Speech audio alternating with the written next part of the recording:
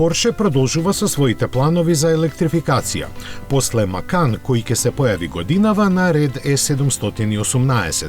Според интерни информации од компанијата, моделот веќе е подготвен и во моментов се вршат неговите тестирања.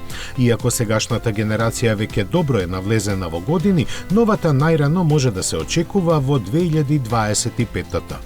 Технологиите на кои ќе биде базирана водат потекло од тркачкиот концепт Mission Air и веќе се појавија кај прототипот 718 Cayman GT4 и Performance. Многу детали за техниката не се знаат, но се претпоставува дека ќе ја дели со престојниот Макан. Од него ќе ја наследи и можноста некои верзии да имаат погон на сите тркала, што ќе му даде нов карактер. Лесниот спортист, освен еколошки, ќе еволуира и дизајнерски, но сепак со сигурност ќе ги задржи карактеристичните црти по кои е препознатлив.